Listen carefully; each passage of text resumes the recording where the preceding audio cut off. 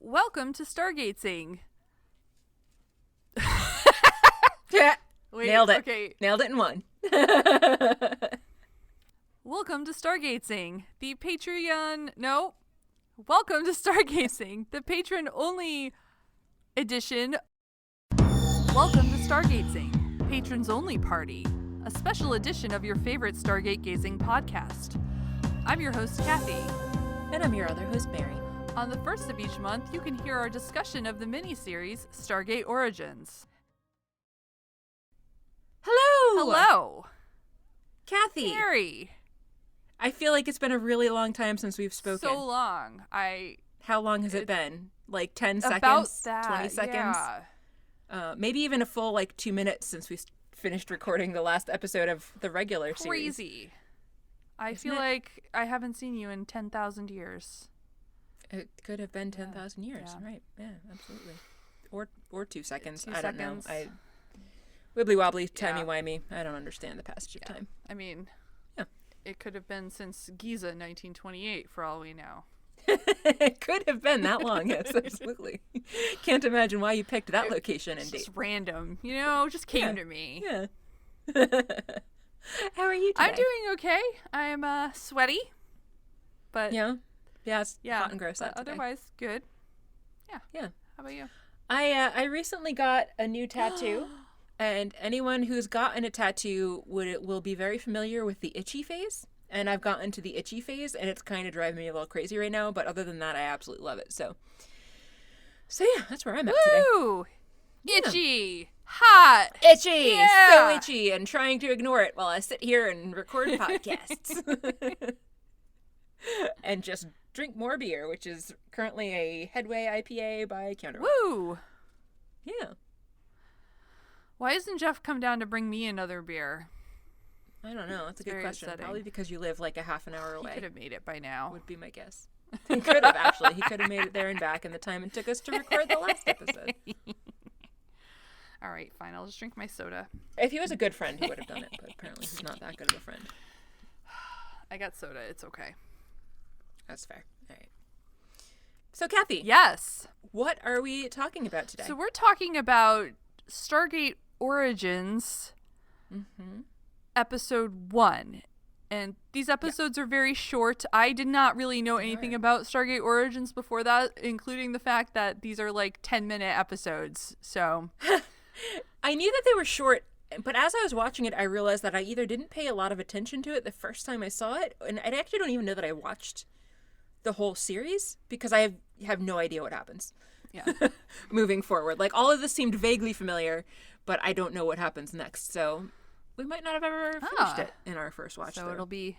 So this should be Yeah, interesting. and if anyone out there is interested in watching it and hasn't watched it, it's basically available on places to rent or buy, I think. And it's been cut into one movie, so you don't have to watch it 10 episodes at a time. It's called Stargate Origins, Catherine. Yes. In the movie form, it's just called Stargate Origins as the separated out episodes form. And we're going to be reviewing it episode by episode as it was originally aired back in 2018. Yeah. Yeah. And I think that the first episode is just called 1.1 because there was only one season and it's the first episode that didn't have a real name. And I didn't even write one down, and I didn't even try. I don't know. I'm a bad person. You are a bad person. We begin in Giza, 1928. Oh, is that where you got that No, I from? just pulled it out of my head and they copied me. Those bitches. I've been thinking about Giza 1928 since the day I was born, and they stole it all from me. Who hasn't? I don't know, but That's fair. they are in Giza. Yeah. 1928. A girl finds a pendant, which we've known she's found before. She's had, Yeah. We even gave her a nickname. We did. The The Klepto Klepto Kid, yes. Yeah. Yes, from the episode where we hear... From the movie. Oh, from the movie. This is all from the movie. Oh my god. Sorry, I was thinking about the episode with Ernest, and... Anyway. There were also shots from the movie in that one, I think. Yeah. But anyway, this is where the klepto kid gets her toy. I don't know.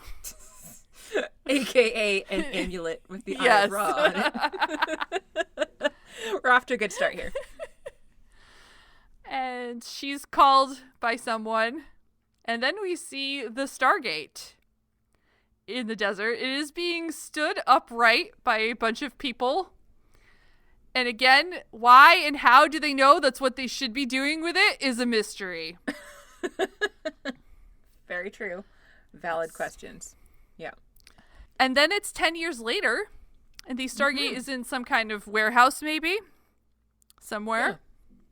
Which I apparently kept misspelling as warehouse, W-E-A-R, house in my notes for reasons. Because you want to wear the house. I wasn't even drinking when I watched it and took these notes. Sometimes things happen, you know. Yeah. I was tired. It was late. And by late, I mean it was like 4 p.m. A voice is asking, what is it? And then we see a woman in the center of the screen saying they still don't know. And she turns to look at it. And then the guy, I assume the guy who asked her, what is it, joins her and wonders, is it metal? She says that most finds from this period are stone, but her father believes it's a melted meteorite. And that research takes time. She's still got the pendant, the Eye of Ra. What'd you call it? Amulet? Yeah. She's still got the amulet. Do we? I don't think I wrote down this guy's name at all. I just called him Dude. Oh, we get his name. He's Captain James Buell. And I was surprised because I had actually assumed initially when he came on screen that he was Ernest. But he's not. So, James, we'll call him. Yes. Jimmy James. And oh, Jimmy James. Jimmy James, macho business, donkey wrestler. Used to really like yeah, that me show. too. Jimmy James. Jimmy James. Yep. Perfect. Says he's grateful for the mystery of the device because otherwise he may not have ever met her. She says tragic and puts her arm around him. Yeah. She's clearly going in for a kiss and he's very nervous. James is super nervous. Jimmy is super nervous. Jimmy James. And Catherine says he's cute when he's nervous. And then her dad comes in. She's like, there you are. And the men shake hands. Did you recognize this guy? You sure did. I sure did too. So this is Paul Langford, but not Poulter. That's a different. Not Poulter. Yeah. Paul Langford is played by Connor Trenier, who is Tripp Tucker, thank you, in Stargate Enterprise. Stargate. Wrong franchise. Wrong hold series. on. So he is Tripp Tucker in Star Trek Enterprise. There we go. And is also in Stargate Atlantis. He is. And he actually plays a really great character. Well, sometimes he's great and then sometimes he's cartoonish. But I actually don't remember his character from that show, but I've only watched that series I don't know once. if you want me to tell you or... Nope. Okay. I want to be surprised. All right. It's a really interesting... Yeah, anyway. Fair. So yeah, he's well known. Yeah. And also already in a Stargate franchise, but hey. Yeah. They reuse actors. It's cool. Yeah. They shake hands for a long time. They do. They're just kind of awkwardly standing there holding hands as they keep talking. Paul asks if James is joining them for supper. Yeah. And offers to teach him his name in ancient hieroglyphs. And James seems delighted. Yeah. And then Paul says to Catherine, Dietrich won't be returning. His business partner won't be returning, yeah. They're trying to work together to get more money for their work. Yeah. Yeah. Yeah, he was in Berlin looking for backers. Yeah. Apparently. He shows her the message, which basically says that, I regret to inform you that our contacts in Germany have not come through as we had hoped. This will be my last missive, which sounds very, I don't know, it sounds pretty dark to me. Or dark. Yeah, I don't know. I'm like, this will be my last Yeah. missive. Is this the last time they're ever going to talk to each other? I don't know. I guess it... He makes it sound that I know, way, yeah. So they got this, I think they say, curt goodbye and nothing more. And it's really over. It is very mysterious. And it being over is like the project being over. yeah, that right? would be my assumption. But he says to them, hope you're hungry, and leaves. And Catherine and Jimmy follow, and Catherine whispers that Paul is actually a terrible cook, so be prepared. Whoops. Yeah. That sucks. After dinner, Paul and Kat are having a drink. The glass in the windows behind Kat are all cracked and broken, and I thought that was weird. Like, is it supposed to emphasize that they're out of money on this project? But then I also, like, all the furniture seemed nice and the knickknacks looked nice, so I wasn't really... They spend all their money on furniture and knickknacks, and they don't care about windows. That What good are yeah. windows anyway? Windows are no good, because apparently this is actually inside in a warehouse anyway, which I hadn't realized until a little bit later. Not that that really matters. Paul says that James seems very nice, and that she's still lit up from the visit. And he tells her that she doesn't have to leave Egypt just because he is. Kat's like, well, I'm not. Apparently some guy named Owens at the museum that they've been dealing with was so impressed by her cataloging that he's offered her a job, and she's decided to take it. So despite what he just said, Tripp Paul seems extremely upset and is frustrated that she's giving up on the work. She points out that he has said the work is over, but now all of a sudden he's convinced that he's going to find the money despite that. She asks where that money is going to come from, and he says, well, it's not your concern, but she argues that her whole childhood his work has been her concern, and he says that she's being stubborn, and she calls him ridiculous and condescending. And then he says that she never thinks before she acts, and that she's being just like her mother, as though that's a bad thing, necessarily. Yeah. And so she's insulted by that and storms off into her room. That's shitty. Yeah. Yeah. So Kat is in her room, and Dad Tripp Paul is in the living room. Triple. There's a Dad Triple. There's a loud noise outside, like, or not really outside, but there's a loud noise out exterior to the apartment. There you go. Like a car backfiring, and some lights come in through the windows, like headlights driving up, and we hear brakes squealing, and two car doors slam, even though there are way more than two people involved, we learn later. So this is where I actually figured out that the apartment was in the warehouse, which I hadn't realized initially. Gotcha. Because Tripp Paul goes out onto like this little kind of catwalk thing, and we see three guys creeping around in the dark. They're speaking quietly in German, and I didn't have closed captions for the version that I was watching, so I only had my high school German to rely on, and I didn't catch all of it. But the basic gist was one of them said, "What did I tell you?" And they're talking about how Hitler's going to be excited or something like that. And then as they approach the gate, one of them asks, "What is it?" And another one says, "It's here," in German.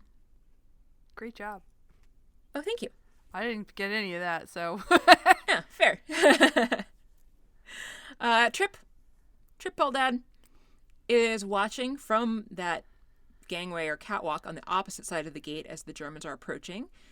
Thankfully, they switched to English because I kind of reached my limit of what I could really understand from a very long time ago, and how long ago I won't actually say. One of them holds up a piece of papyrus. Not papyrus, just papyrus. And it has a drawing of the gate on it, and he says it looks exactly like the hieroglyph, even though what he has on that piece of papyrus is not a hieroglyph, it's just a drawing.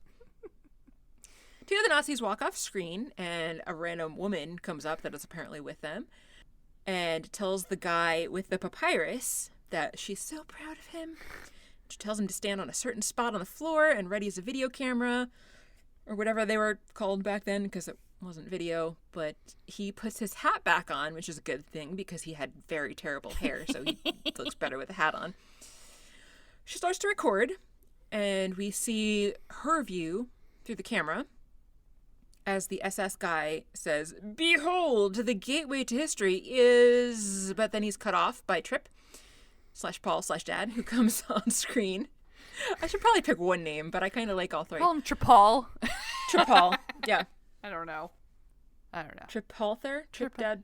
Tripp Paul Father? I'm just going to keep calling him Tripp. It's easier. Trippal. Yeah, Trippal. So he's cut off by Tripp, who comes into the screen and gets up into the lens and tells them to stop filming, and she does. He asks, "Can I help you?" The Nazi SS guy recognizes him as Professor Paul Langford and introduces himself as Dr. Willem Rucker. Chief Architect was that? I couldn't understand what he actually said, and again, I didn't have closed captions option for this one, so I'm not really sure what he said. I'm not super helpful. I wrote something Führer after Rooker. Okay, so. well, he's the chief something of the Führer. Yeah. Maybe architect, maybe archaeologist, maybe thing. I don't know. Chief Occultist to the Führer. He says he was worried that he would never find him, but that is to be expected since the world has forgotten that he exists. Oh, burn. That is, yeah. And he asks if he knows what the gate is. Tripp says he has some theories, yes, even though a good scientist would have said hypotheses instead of theories. Not that I'm pedantic. Oh, no, not at all. Rucker says he has more than theory. He has evidence in the form of several dead languages and holds up more papyri with more drawings on them. Tripp doesn't understand what these mean, but Rucker says when he saw the pictures, the drawings, that he knew that he was onto something special that holds the meaning beyond our world, but that can only be imagined for now. Meanwhile, Kat is sneaking around in the background, and she comes upon one of the other Nazi guys who's toying with some powdery that he drops and breaks. Rucker says, "Have you ever wanted to take a step back so you could look at it?" I mean, I'm sure that at some point Tripp has taken many steps back and just looked at it, so I thought that was a weird question. But then he asks, "Have you ever imagined it could be a doorway?" And apparently he hasn't imagined this could be a doorway because Tripp Paul is very skeptical when he asks, "A doorway?"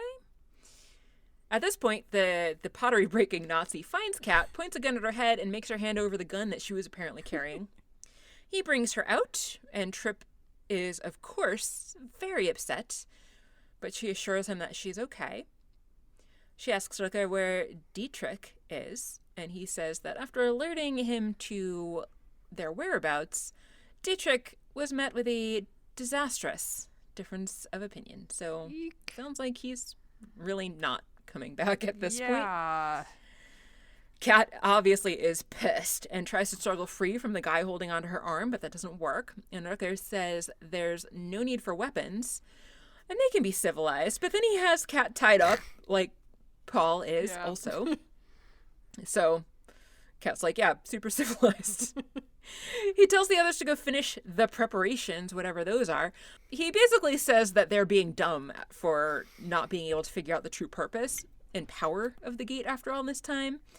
And it's apparently one that only he comprehends. So he holds a small little notebook up to another Nazi guy and says, "These symbols in this order."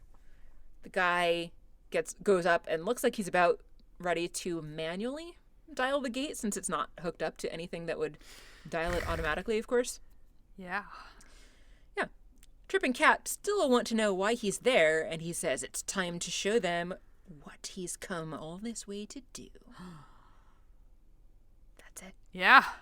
That's it for the episode. Short. It is short. A short 10 minutes. Yeah. Intriguing. Yeah. Kathy, Yeah. did you like the episode?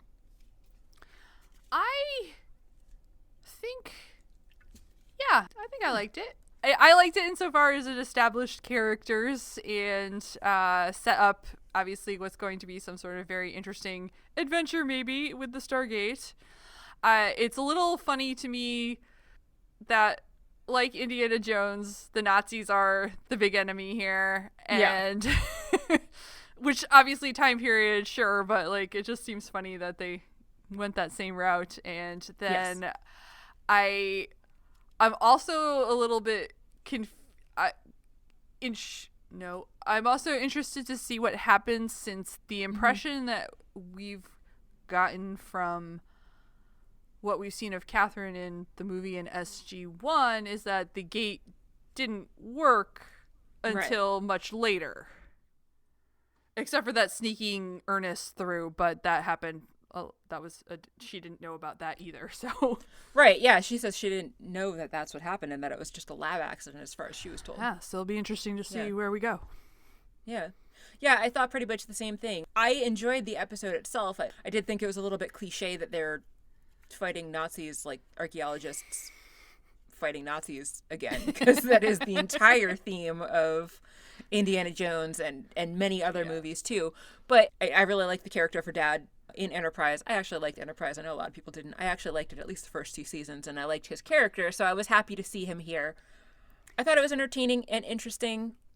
As I said, a little bit cliche, but also a little confusing, because just like you said, our impression from SG1 is that Catherine didn't know that the gate was error functioning, but this seems to indicate that probably she has actually seen it working at some point.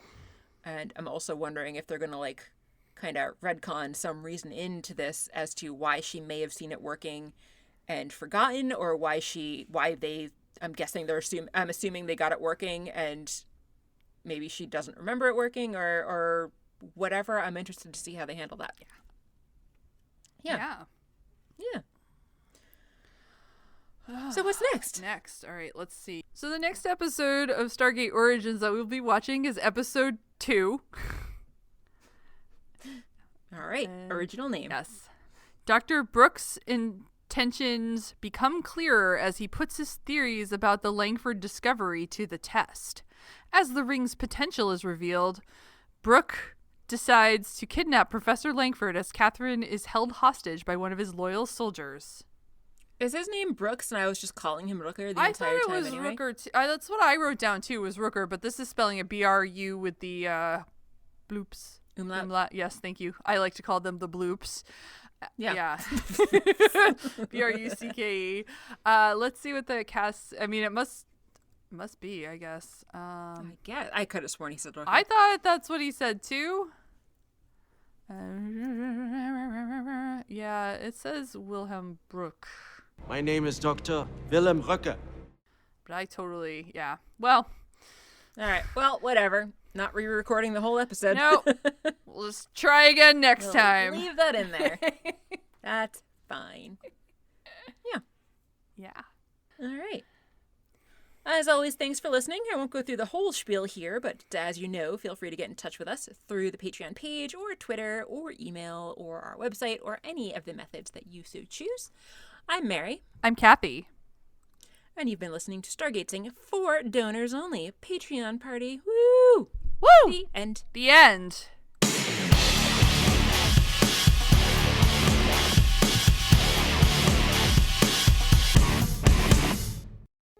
Wow, I just spelled my own name wrong. And I did it like in the worst way. I spelled it with a C. Oh, jeez. And I'm like, what? That's like the worst way to spell my name. Good times. Yeah, I'm a monster. Anyway. You are a monster. Yeah.